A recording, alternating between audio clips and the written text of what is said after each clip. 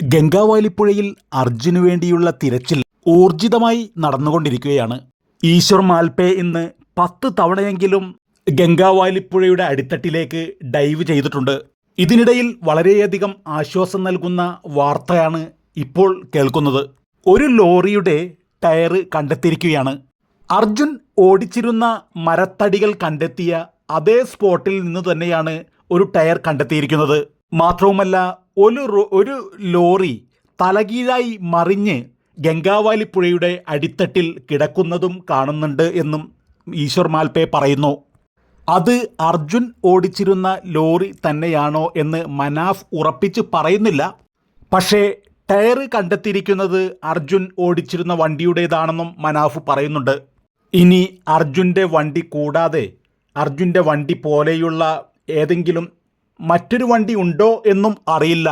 അതാണോ ഇനി തലകീഴായി മറിഞ്ഞു കിടക്കുന്നത് എന്നും അറിയില്ല. അത് പൊക്കി പുറത്തെടുത്താൽ മാത്രമേ അത് അറിയാൻ സാധിക്കുകയുള്ളൂ. ഷിരൂർ ഭരണകൂടത്തിലെ അംഗങ്ങളൊക്കെ വന്നതിന് ശേഷമായിരിക്കും ആ ലോറി പുറത്തേക്ക് എടുക്കുക എന്നാണ് അറിയാൻ സാധിക്കുന്നത്. ഇപ്പോൾ അതുമായി ബന്ധപ്പെട്ട ചർച്ചകൾ നടന്നുകൊണ്ടിരിക്കുകയാണ്.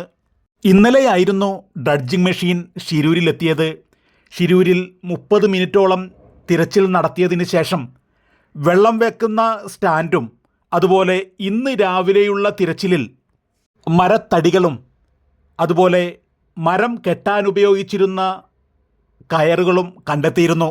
സത്യത്തിൽ എനിക്കിവിടെ മനസ്സിലാവാത്ത ഒരു കാര്യം എന്ന് പറയുന്നത്, ഈശ്വർ മാൽപയുടെ കഠിനമായ പ്രയത്നത്തിലൂടെയാണ് ഇങ്ങനെയുള്ള സംഭവങ്ങളെല്ലാം കണ്ടെത്താൻ സാധിക്കുന്നത്.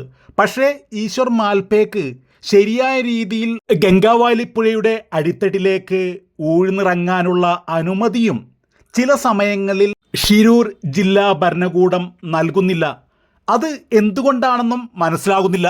ഇപ്പോൾ കണ്ടെത്തിയിരിക്കുന്ന അഥവാ ഗംഗാവാലിപ്പുഴയുടെ അടിത്തട്ടിൽ കണ്ടെത്തിയിരിക്കുന്ന ആ ലോറി അർജുൻ്റേതാണെന്ന് കൺഫേം ചെയ്യണമെങ്കിൽ അത് ക്രെയിൻ ഉപയോഗിച്ച് പൊക്കി കരക്ക് കയറ്റിയാൽ മാത്രമേ അറിയാൻ സാധിക്കുകയുള്ളൂ. അതുവരെയും നമുക്ക് കാത്തിരിക്കാം.